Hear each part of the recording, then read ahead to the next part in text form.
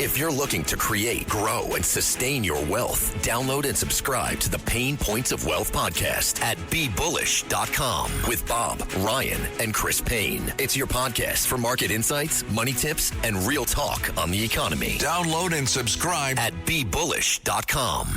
The Rita Cosby Show on the Red Apple Podcast Network. And welcome to the Rita Cosby Show. I am Jake Novak, filling in for my friend Rita Cosby, and she is my friend, someone I've known for quite some time. And even if you're a longtime listener or a longtime follower of Rita Cosby, there's a lot you don't know about her. I want you to stay tuned all the way to the end of this program. I want you to listen for it anyway, but I have a great story about Rita from early in my career that I want to share right before we wrap up around midnight. So please stay around for that. Also, want to take as many calls as I can tonight as I sit in for Rita Cosby. 800-848-9222, 848-WABC. Going to try to take calls throughout the program, answer any questions that you have, absorb any brickbats you want to take out on me because I'm not Rita. I'm sorry I'm not Rita, but she is a friend, and I'm glad to fill in. Let's talk about what's really going on in America right now. I think that the big story in America, you could say, obviously this is, of course, an outgrowth of the continuing Operation Epic Fury. But we are now looking at terror attacks both inside the domestic United States and around the world, American targets. We found out today that 3 brothers of Iraqi descent living in Norway, you know, they have a migrant issue throughout Europe, something that we didn't want to happen here in the United States, but Joe Biden opened our borders and we had the same problem. But 3 Iraqi brothers in Norway have now been arrested. They were arrested on Monday. They were arrested today. They were arrested on March 11th, which is Wednesday. They were suspected of the terror bombing attack at the U.S. Embassy in Oslo. That happened on Sunday. So we had that. That's a foreign, obviously, based target, but as many of you know, an embassy is officially the official kind of territory of the nation that owns the embassy. So if you're at a U.S. embassy in Timbuktu, it's still considered the United States. So this was an attack on the homeland in its own way, but certainly not officially here in the United States geographically. We have the ongoing absolute ridiculous response by a lot of politicians and a lot of journalists to this attempted terror attack on Saturday right here in New York City at Gracie Mansion. This is still a major story because the news media continues to make it a major story with its fumbling of the story, be it deliberate, be it just clumsiness. If you were listening to my show here, I'm usually the host of the Weekend News Hour, Weekend Edition, here on 77 WABC. I am the new host of that program in the last few weeks or so. If you were listening to me at 5 a.m. on Sunday, you heard not only my reporting of the attack, the attempted attack on Saturday at Gracie Mansion, but you heard me tell you that already there was evidence I was hearing the mainstream media misreporting the story as an attack on Mayor Mamdani. And I was just incredulous because every eyewitness, even the police statements, were of the truth of what happened, which was this was an attack on anti-Islamist protesters who were protesting the mayor and protesting the city, not his supporters and not the mayor himself. So if you listened to that program, you would have gotten my warning. They're already going down the wrong road on the mainstream media, and they just kept going down that road. As recently as yesterday, they're still misreporting this. A lot of it is deliberate. A lot of it just might be stupidity. I'll talk a little bit more about that later in the program, folks. For 32 years, I was an executive producer at a lot of mainstream news media operations, and I would tell you how these kinds of quote-unquote mistakes happen, how I tried to stop them myself. So that's another thing I want to cover on the program, and if you want to call in and talk about that absolute outrage, please do. Now, I want to get you updated on what's going on in Iran right now. Remember, folks, we definitely want to focus on the homeland. We want to talk about these terror attacks here in the United States. Oh, and by the way, more violent anti-Semitic attacks. Many of you probably have seen that video of 2 Israelis being absolutely beaten to a pulp just for speaking Hebrew at a restaurant in San Jose. Fancy place, by the way. This wasn't some taqueria somewhere or a burger joint. It was a fancy outdoor cafe with fancy people. And the attackers, according to some reports, weren't exactly low-class thugs either. One of them was likely an attorney in Silicon Valley for one of the tech companies. So there's that. So I definitely don't want to gloss over, and we will talk more about what's going on in our homeland right now. But don't forget, folks, we have the largest deployment of American troops, soldiers, airmen, airwomen, the whole thing, since the Gulf War, and I want to make sure that we keep our focus on them right now. And they are continuing to bomb Iranian assets, mostly those assets in Iran that can be used to attack shipping in the Strait of Hormuz. As you know, they've been destroying ships that could lay mines. They've been focusing on the launchers of not only missiles, but drone ships that can attack shipping, and also the neighboring countries of Iran, mostly Muslim countries, although, of course, they're targeting Israel as well. That's been the U.S. mission. But I want to get you updated on something that's just been going on just in the last few hours in Iran from my own sources. I've spent many years working in the Middle East. This is an area of expertise for me. And I can tell you that what we're hearing now about the Israeli end and the Israeli focus on Iran in the last 12 hours or so or less, they have been focusing on some of the smallest, difficult to find and difficult to target areas inside Tehran where IRGC, police stations, police officers besiege terrorist-type groups. These are the kind of people who basically terrorize. I call them terrorists because they terrorize their own people. Now, you may not know that in places like Tehran and other cities in Iran, it's not just like they have a police station somewhere or an IRG station somewhere or they go door to door. They have checkpoints. When you drive in the streets of Tehran, whether there's a war going on or not, you have to pass some of these checkpoints. They check to see if the woman's hair is covered. They check to see if they're looking for someone it might be in a car. It's terrifying. Imagine just every day you being a regular citizen having to go to a police checkpoint every day a few blocks from your house. The Israelis are hitting these checkpoints. This is very important. This will allow for a lot more free movement of the Iranian people when the time comes, and I think that time will be imminent, for them to rise up and do something about what's going on and perhaps topple this government, hopefully relatively peacefully after a lot of these military targets are taken out. President Trump saying earlier this evening that they're running out of military targets to hit. So we're getting to that point now where hopefully the people of Iran can get out into the streets. But before they can do that, it's not a question of missile launchers and deadly drones that can go after shipping. That's not what's worrying the Iranian people. They're worrying about these police officers, these IRGC people, these besiege. It's called besiege. B-A-S-I-J is how it's spelled, pronounced besiege. These are the internal police. These are the Gestapo of Iran. These are scary folks, and they literally have checkpoints on a lot of street corners, et cetera, and that's what the Israelis are taking out. Now, you best believe that there are Iranians on the ground, some of them also probably mixed in with some on-the-ground Mossad agents who are, as we say, painting the target for the Israelis. You can't just find a small target like that because you have a GPS. You need to have someone telling you, hey, here's where the checkpoint is. But I'm getting a lot of reports from sources that I've trusted for years inside Iran saying that the people of Iran are looking at these strikes with great amazement right now. They're very, very impressed with what they're seeing. Now, of course, it hasn't been a walk in the park. There are still a lot of missiles being fired deliberately at civilian targets. And today, Israel specifically took a coordinated attack of a lot of missiles from Iran and Hezbollah, Iran's number one terror proxy in Lebanon and Syria, at the same time. They got it from the north and they got it coming in from the east going to the west, going into Israel. Huge missile barrage, no injuries, however. The Iron Dome continues to perform very, very well, so absolutely no injuries from all of that, and that's important. So you have that story developing. So that, to me, still the two biggest stories in America. We have terror threats and even some terror attacks, mostly of them not successful, thankfully, here in the United States and on American targets overseas. And, of course, the continuing actions of the U.S. military and the Israeli military. Operation Epic Fury is very much going on. I know it's been going on for about 10 or 11 days or so. Maybe some of you are getting fatigue. If you're a soldier, if you're in the armed forces carrying out these attacks, you don't get tired of it and want to move on to another story. So let's not forget that we have our young men and women in harm's way, whether you're in favor of this war or not. And by the way, I really don't think most of Americans feel all that strongly one way or the other right now. Most. I think a lot of Americans do, but most, I think, don't. So the idea that this is really unpopular, not quite. So I just want everyone to remember that. Obviously, hopefully, we can all agree that we support our fighting troops. Now, an interesting local story that I just want to talk about briefly. I'll talk probably a little bit more in the next hour. And again, if you want to call in and talk about any of these stories, local or national, 800-848-9222, 848-WABC.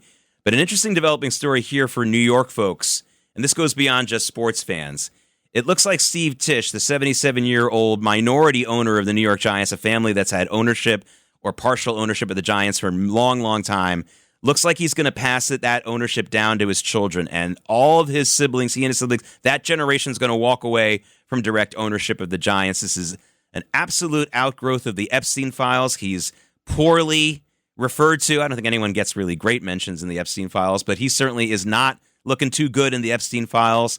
Apparently trying to find prostitutes via Jeffrey Epstein. I don't want to get into all the sordid details. Yet another person in the billionaire big business graveyard now because of the Epstein files. It hasn't really brought down too many politicians, if any. The politicians are coming off, I guess, getting away with this. But we've had one billionaire after another, one prominent person after the other, losing their reputation over this. Bill Gates, to me, is a big one. Larry Summers is another one. Steve Tisch now as well. And let me tell you something. Giving up ownership, even if it's to your children, giving up direct ownership, even though he had a minority stake, giving up direct ownership of an NFL team, it's really, really tough. It's a very difficult club to join. NFL Owners Club is almost impossible to join. If you don't believe me, ask Donald Trump. He desperately tried to become one of the owners, if not the principal owner of the Buffalo Bills, just before he decided to run for president, when that didn't work out for him. It is very difficult to become an NFL owner, and to have to give that up means that he's under a tremendous amount of pressure, either from inside his family, outside the family, inside the Giants organization. The Mara family is still the principal owners, and they will remain so. But still, for Tisch to walk away from that and his direct minority ownership, a very, very big deal. So that to me is really a big New York story because the New York Giants, of course, huge sports team here in the New York City area. Still the more popular of the two teams. They've got 3 Super Bowls to boast about it. So you know that's actually 4. So there you go. You've got a pretty good team there. And at one time was considered to be the flagship franchise of the NFL, though that was a long time ago. But still a very valuable franchise. I believe the 3rd most valuable franchise according to the people who rate that. Valued well over $10 billion. All right, folks, when we come back, I want to talk a little bit more about this whole Gracie Mansion thing. And Harry Potter movies have a really great piece of advice for Zohran Mamdani. Yes, the wisdom of J.K. Rowling and Harry Potter. When we come back here on The Rita Cosby Show, I'm Jake Novak, filling in for Rita. The Rita Cosby Show on the Red Apple Podcast Network. This is Greg Kelly. Donate now to Toys for Tots, which works year-round. Go to toysfortots.org. Toys for Tots supports children in need throughout the year with programs like the Toys for Tots Literacy Program. Established in 2008, it has provided over 63 million books to disadvantaged children. The Toys for Tots Literacy Program is committed to providing disadvantaged children with direct access to books and educational resources that enhance their ability to read and communicate effectively. Go to toysfortots.org. This episode is brought to you by Cologuard. If you recorded songs off the radio for a mixtape, it might be time to screen for colon cancer. The Cologuard test is non-invasive, requires no special prep or time off, and you start screening right from your home. It's just 3 simple steps: set up, sample, and ship. If you're 45 or older and at average risk, ask your doctor about the Cologuard test. Available by prescription only. Learn more or request a prescription at Cologuard.com/podcast.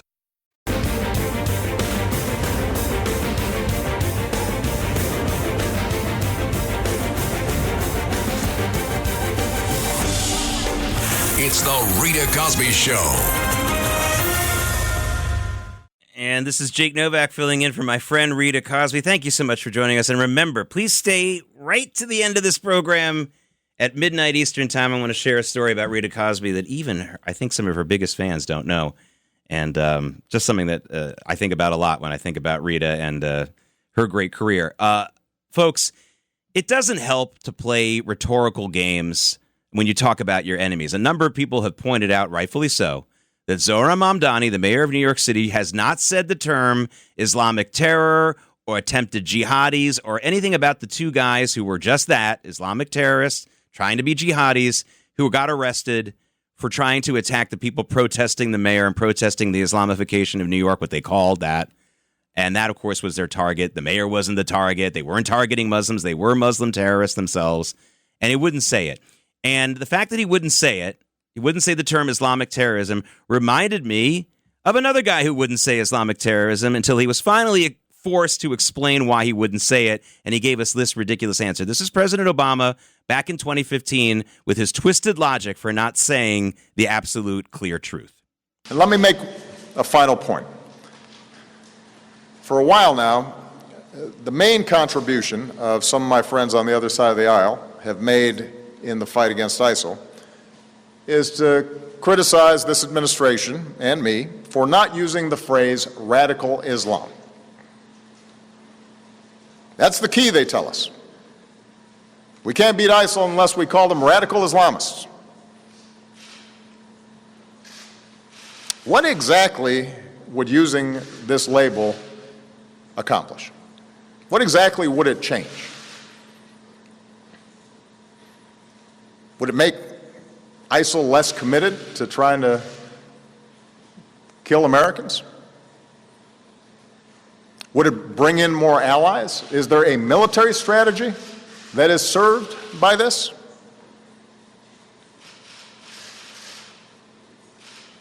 The answer is none of the above. Yeah, what a disingenuous comment that was. That was 11 years ago. Of course it's important to name your enemies, not to change the mind. I mean, talk about a strange argument.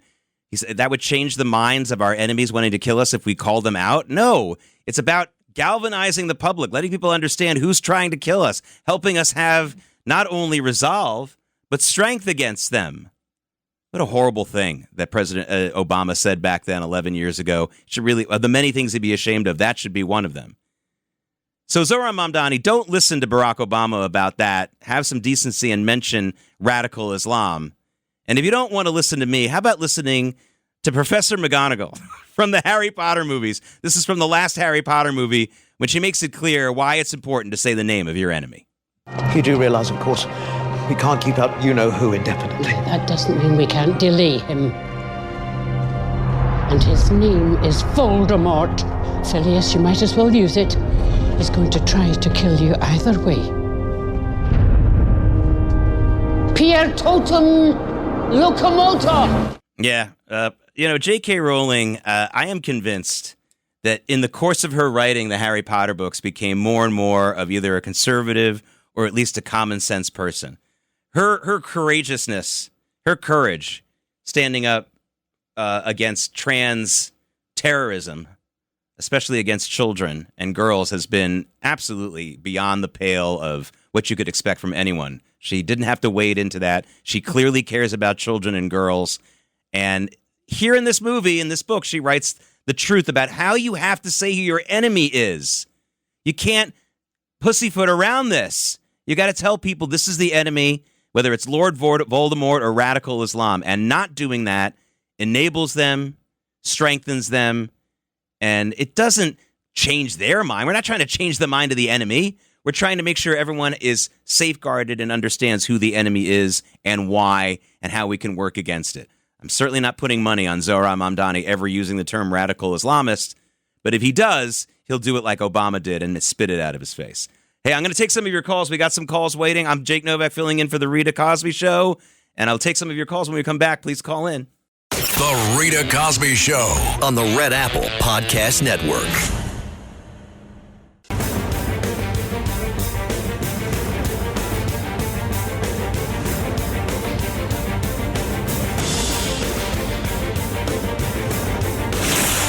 Rita Cosby is on. The Rita Cosby Show presents Back the Blue. And welcome back to the Rita Cosby Show. This is the Back to Blue segment. I'm Jake Novak filling in for Rita Cosby, and maybe fortuitous, maybe it was meant to be that I would fill in for Rita tonight, because our Back to Blue segment tonight is all about the continuing trial in the murder of NYPD officer Jonathan Diller that happened almost exactly 2 years ago today. That shooting was on March 25th, 2024, and this is a very personal story for me because the shooting occurred in one of my beloved towns that I lived in my teenage years, Far Rockaway, Queens, which for those of you who don't know, listening to us nationally, even people in New York don't know about it, beautiful beach town, one of the nicest beaches ecologically in this country that was, no other way to say it, just attacked by government in this country. A man named Robert Moses, mostly known for his road building and park building, was also in charge of public housing in New York City. He was the most powerful unelected person probably in the history of this country. And he quite deliberately put dozens and dozens of high-rise public housing projects right in this beach community. As you know, of course, this is a national story. The high-rise public housing projects that began in the 1950s in this country were an absolute death trap and crime festering situation for the poor people, literally poor, and also people who dealt with it as residents there. They were the biggest victims. But they also destroyed the communities around them and turned Far Rockaway into a pretty dangerous place at times. Now, I moved to Far Rockaway after growing up in the South, some cases the Deep South, in 1981. Talk about a culture shock. It was a major change for me. I want to say, though, the people on my block and my immediate neighborhood were absolutely fantastic. And despite the crime fear that we lived in, that really made all the difference. Amazing people. But this shooting of Officer Diller 2 years ago was just really a short walk from where I lived my teenage years here in New York City. It was in near the Mott Avenue train station, Mott Avenue subway station. There was a car illegally idling in a bus stop. There are reports that one man in the car had a gun. Officer Diller and his partner approached the people in the car. They refused to get out. And I don't want to say the name of the shooter because, you know, people who kill cops among the far left, they become heroes. Ask the folks who still talk about Mumia Abu-Jamal. I'm sick of it, so I'm not giving there because someone's going to name a street after him somewhere, probably in a foreign country or somewhere in some part of this country. I don't want to do that. But anyway, the man who killed him is on trial. 2 years later, by the way, talk about another problem here in America. But I'm telling you, walking the beat in some of these areas and approaching people in a car, you think it's just a routine thing. Yes, you are putting your life on the line if you're a police officer when you do that. You do that when you pull over a speeder. You do that when you're asking someone to move out of a bus stop. And it cost Jonathan Diller his life. And now the man accused of doing the shooting, is really not much doubt that he is the shooter, but of course he gets the right of a trial. I'm not against that. That's going on right now in a Queens courthouse. And Sasha Rosen, who was Jonathan Diller's partner, who shot the guy who shot the cop, of course he survived because he's on trial right now, described what happened. But folks, this is more than just about that one incident. It's just about a town like Far Rockaway with wonderful people. It was a middle to lower middle class neighborhood. It still is. More lower middle class than middle class now because of what people like Robert Moses did to that town. But I want you to know something about Far Rockaway. Many of you who know a little bit what happened in New York under Mayor Giuliani, et cetera, know that there was a huge comeback in the city. Crime was almost completely eradicated. We're still at low crime compared to where we were in the 70s and 80s, don't get me wrong. But downtown Far Rockaway, where that shooting happened, didn't really turn around that much. And it's a shame. So Jonathan Diller, backing the blue, just remembering him throughout this trial, must be a really difficult time for the family to have to even wait 2 years for this trial to go on. Now they have to relive all of this.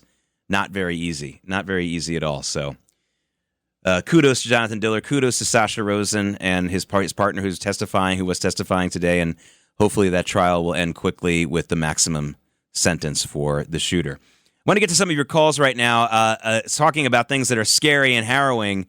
Keith in Cincinnati, you got something to tell us. I did see this story myself, but I'd love for you to tell us what you heard about a threat to the homeland here. Hi. Yeah, this is Keith. Can you hear me? I hear you fine. Okay. There's something going on in this country that, believe it or not, our fake news media is hiding from the American people. Earlier today, the FBI, the Department of Homeland Security, and the Pentagon has warned all law enforcement agencies in the coast of California that there may be a secret ghost pirate ship off the coast of the United States that may attack the West Coast with a drone and missile attack. That's right, Keith. That is something that I've heard. This is not a conspiracy theory. There are reports that this is a potential threat. What that means for the people of California, I don't know what they can do to protect themselves. This is obviously something for the authorities to deal with. For those of you who know your American history, this is reminiscent of the days after Pearl Harbor, where there were attempts by the Japanese Imperial Navy to attack California. There were submarines off the coast of California. It never came to much, but it certainly was a potential panic episode, and it could have been, again, this could be something like that. Again, it could be a situation where they don't want to panic the people of California about this, but understand, if you have a ship that can get off the coast of a country, this is not like an ICBM. You don't really have to have that much of a sophisticated technology or a sophisticated Navy to do this.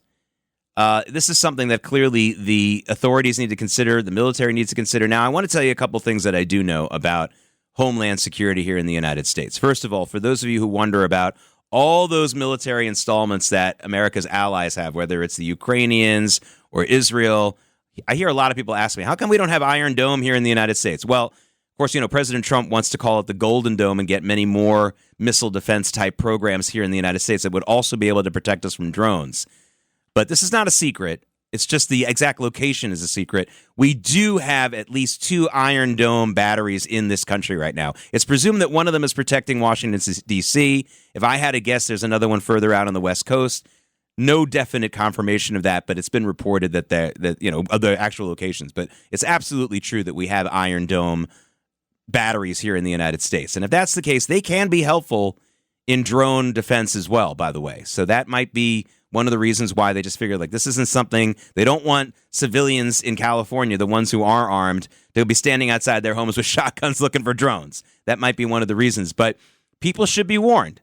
And maybe they should be warned in the way that I just told them. There's nothing you can really do about it, but we don't want you to not be informed because that's what a government should tell you. John in Highland, New York, tell us a little bit what your thoughts about this terrorist attempted attack at Gracie Mansion. Well, I just have a question. If these guys were pledged to IS, and it seems to have an attraction for losers all over the world, at least did 10 years ago, that means they're aligned with Sunni extremism. Mm. And Mayor Mamdani is a 12er Shia. So they're probably not in love with him. They probably don't view him as a heretic as they would if he were Druze or if he were an Awa. But somebody they're not terribly fond of. Now, I would agree with you that the bigger target to them might have been what they perceived as an anti-Islamic march. But there's still the element they wouldn't be terribly sad if they killed Mamdani as well. Well, you make a good point, John.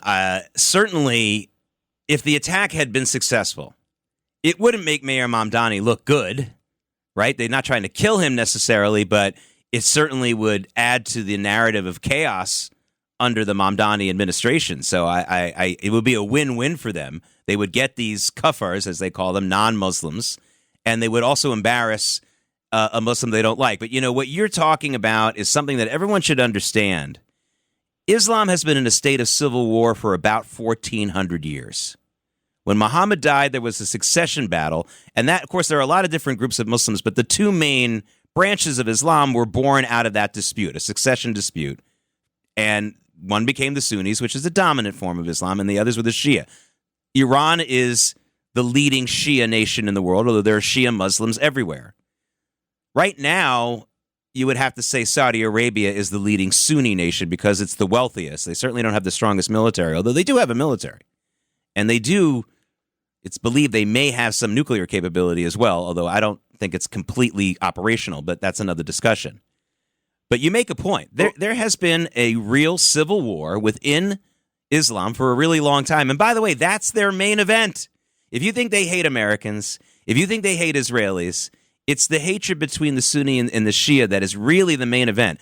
And if they are focusing on Americans or Israelis or trying to fight them, it's being done for bragging rights to the rest of the Muslim world. See, we're the ones who are going to get the non-Muslims, not the Sunnis. And if the Sunnis are saying it, they'll say it about the Shia. So, look, the civil war between the Sunnis and the Shia is the main event.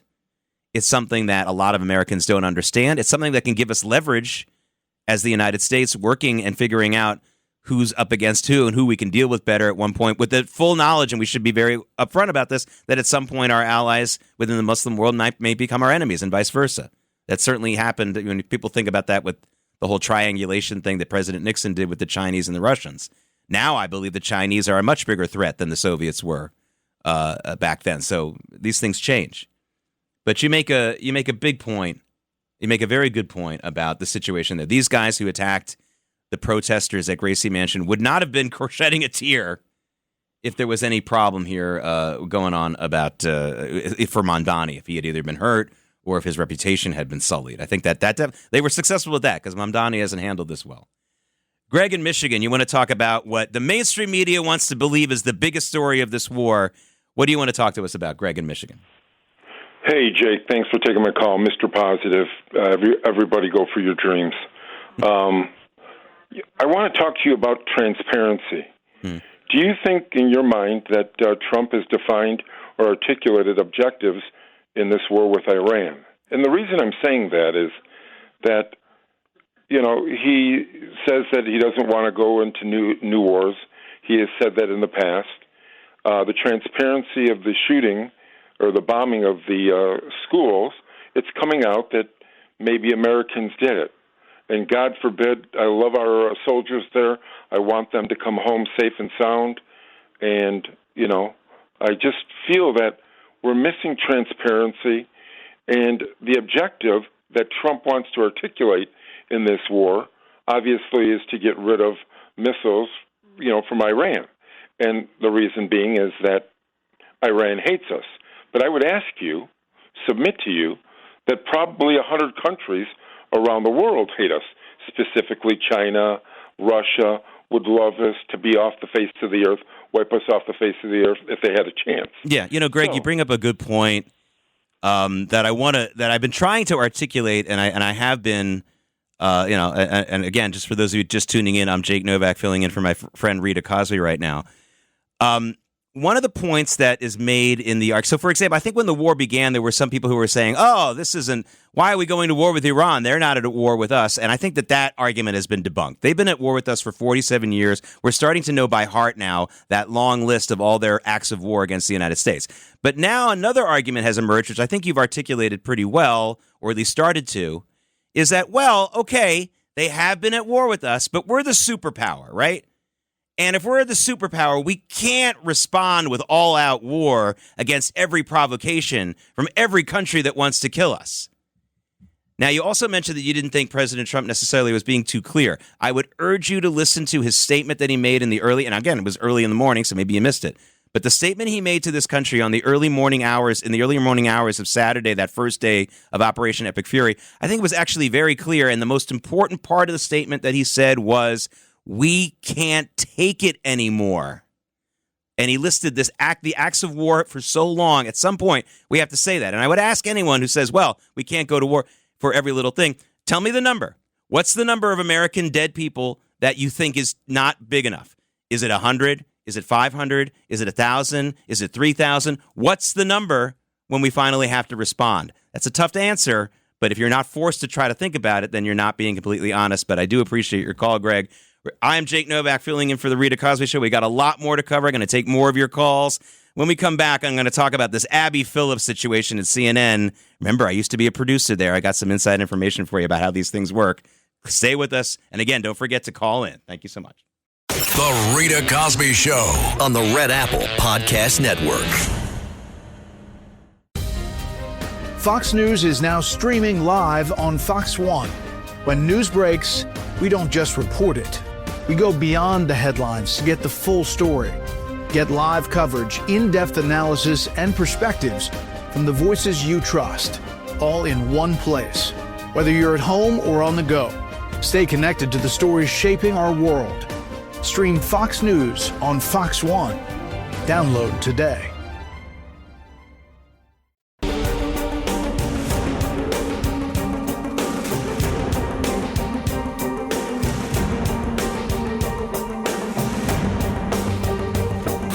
This is the Rita Cosby Show. And I'm Jake Novak filling in for the Rita Cosby Show, filling in for my friend Rita Cosby. And again, a little bit more than an hour from now, 11:55 Eastern Time, I'm going to share a personal story about Rita Cosby that I think the fans of this program, her longtime listeners and viewers should hear. An interesting career and something that just brings me a smile to my face every time I speak to Rita. Rita's been a great great friend, one of the first people to have me on as a guest on her programs during certain news events that she knew I'd be a great person to contribute about, and I really appreciate that. Abby Phillip, the anchor woman at CNN, who continued to misrepresent until just recently the incident at Gracie Mansion, just Orwellian-type weirdness from so many people in the mainstream media, but she was the worst. She was the one who actually said that this was an attack, that that the reality, of course, was that it was an Islamist, a couple of guys pledged to ISIS, an Islamic jihadist attempted bombing of protesters against Mayor Mamdani, and she continually said that this was an attack on Mamdani and on Muslims in New York. Of course, it was the exact opposite. Forced to apologize, but she didn't apologize on the air on CNN. And she didn't, by the way, apologize on CNN.com, which is a much more popular site, gets a lot more eyeballs than the TV network, by the way. She apologized on X with very, very small audience. So that's one problem with her apology. The second part of her apology is it's a stunning admission of what really goes on behind the scenes at a number of these television networks. And I speak from experience. I was a TV news executive producer for 32 years until just recently. And yes, I worked at CNN. I worked there for 7 years. Now, I was lucky enough to work with a couple of people through a decent amount of my career who were incredibly well-informed, incredibly accomplished in their lives before they were ever TV people. And I didn't have to pull teeth too much for most of my national news career. When I was working in local news, different story. Dealt with people who really didn't know which end was up. But that was my luck at these channels. There were plenty of people on the air when I was at CNN, some at Fox, some at CNBC, although not many at CNBC because at least they knew financial news. They may have been politically biased, but they were not stupid. But there were plenty of on-air people at CNN who knew very well they should not work with me. Because the one thing I wouldn't tolerate, I don't mind if you disagree with me, but if you are ill-informed about history, if you are ill-informed about basic economics, and if you are expecting to work with me on a program where you're just going to read the teleprompter, it's not going to work out. And those people learn very quickly at every channel I worked at, you don't want to work with Jake Novak. And I'm a really, really nice guy. I'm pretty silly, too. But I will not work with someone who doesn't know where the Middle East is on the map. I will not work with someone who, even 2 days after the NYPD makes it clear that this was a terrorist attack attempted on protesters and not on the mayor, still says that on the air, either because she's deliberately lying or because she really just reads what's ever in the teleprompter. And let me tell you something. I know it's hard for some of you to believe this, but someone who's a dopey anchor is actually worse than a lying anchor, because a dopey anchor will say anything her executive producer or the senior vice president of news wants her to say or him to say. And my experience with television news personalities is no matter how smart or educated they were before they got into the business or not educated before, the likelihood 9 times out of 10 is that they are ignorant. I would love to give Abby Phillip a basic history and economics test. And I'm not singling her out. I would love to give them all a basic economic and history test. They don't know what they're talking about, and that's actually more dangerous than a liar. Because if I can get you to say anything that's on the teleprompter, then there's, at least when you're lying, you've made a conscious decision. I just have someone out there who's going to say whatever they're told to say. Somebody at CNN writing up that copy, probably the executive producer, but maybe even someone higher than him or her, wanted to continue this falsehood about this crazy narrative that it was somehow an anti-Muslim bombing attack when it was done by people who were pledged to ISIS who were trying to kill New Yorkers or people who were in New York to protest. You may not like those protesters, but we know who their targets were. They were not targeting the mayor, and they were not targeting Muslims. Abby Phillip most likely didn't even know that and just read what was off the teleprompter. And then they tried to cover up her apology with something on X instead of doing it on air where it belongs. By the way, that's basic journalism ethics. If you make a mistake on one platform, you got to apologize on the same platform, which she has not done. I'm Jake Novak. We got a second hour of the Rita Cosby Show coming up. We'll be taking more of your calls. The number is 800-848-9222. Full hour coming up. Thanks for listening to The Rita Cosby Show. You can hear The Rita Cosby Show weeknights at 10 on 77 WABC. If you like the podcast, share it with your friends and listen anytime at WABCRadio.com and download the WABC Radio app. Hit that subscribe button on all major podcast platforms. Plus, follow WABC on social on Instagram, TikTok, Facebook, and X. See you next time for a new episode so you never have to wonder, what the heck is going on here? If you're looking to create, grow, and sustain your wealth, download and subscribe to the Pain Points of Wealth podcast at BeBullish.com with Bob, Ryan, and Chris Payne. It's your podcast for market insights, money tips, and real talk on the economy. Download and subscribe at BeBullish.com.